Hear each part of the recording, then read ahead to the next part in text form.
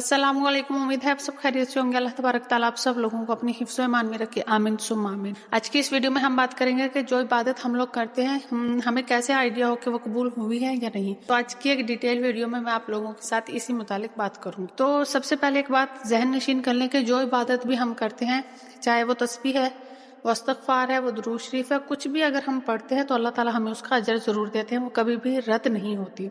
Second, अगर हमें जानना ही है कि हमारी जो इबादत है वो अल्लाह ताला ने कबूल की है या नहीं, तो उसके लिए कुछ साइंस होते हैं जो नमूदार होते हैं, जिनसे हमें ये आइडिया हो जाता है कि हमारी दुआ, हमारी इबादत कबूल हुई है या नहीं। सबसे पहले हम बात करेंगे इस्तग़फ़ार की। तो सबसे पहले मैं एक बात कहना चाहती हूँ कि इस्तग़फ़ार का सिर्फ रट्टा मत लगाया करें, उसके मतलब को समझें, उसके मीनिंग्स को समझें, देन आप इस्तग़फ़ार की तस्बीह किया करें। सेकंड जो बात है वो ये है कि हमें कैसे पता चलेगा कि इस्तग़फ़ार हमारी कबूल हुई है या नहीं। तो इसका बहुत सिंपल सा जवाब है, अगर आप इस्तग़फ़ार की तस्बीह कर रहे हैं और आप बहुत ईमानदारी से और दिल से तस्बीह कर रहे हैं, तो आप देखेंगे कि आपके अंदर कुछ चेंजिंग आना स्टार्ट हो जाएंगी।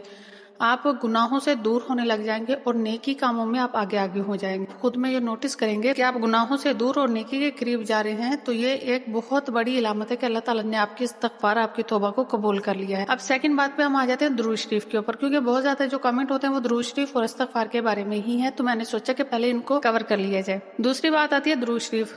दुरूद शरीफ का भी बहुत आसान तरीका है। अगर आप ये जानना चाहते हैं कि आपकी दुरूद शरीफ कबूल हुई है या नहीं, तो सबसे पहले एक बात बता दूं कि दुरूद शरीफ वो इबादत है जो कभी रद्द होती ही नहीं है। तो आप इसके लिए परेशान होना छोड़ दें। ये मत सोचें कि आपकी दुरूद शरीफ कबूल हुई है या नहीं, आप दुरूद शरीफ कबूल ही होती है। लेकिन अगर आप फिर भी जानना चाहते हैं, तो जब आप दुरूद शरीफ पढ़ते हैं तो आप अपने ऊपर गौर करें। जब आप दिल से दुरूद शरीफ पढ़ रहे होंगे तो आपके ऊपर एक रकत तारी हो जाता है, और बाज़ औक़ात वो रकत आंखों में आंसू बनकर बह जाते हैं। तो जब भी आपके साथ ऐसा मसला हो तो आप खुश हो जाया करें, क्योंकि वो जहां जानी थी वो पहुंच जाती है। इसके अलावा दीगर इबादत का भी यही होता है कि आप लोग गुनाहों से दूर और नेकी के करीब होने लग जाते हैं। कोई बहुत लंबी बहस नहीं होती इस बात में कि हमारी इबादत कबूल हुई है या नहीं।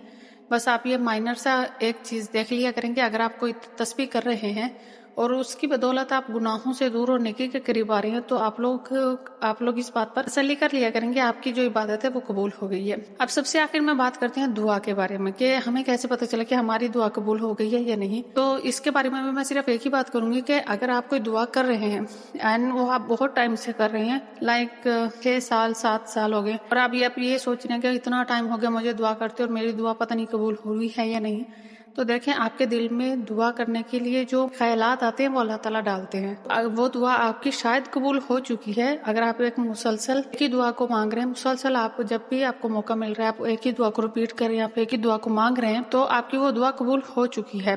वो चीज आपको अभी तक इसलिए नहीं मिली क्योंकि उसका जो है वो अभी सही वक्त नहीं आया, उसका मुकर्रर वक्त आने पर वो चीज आपको मिल जाएगी।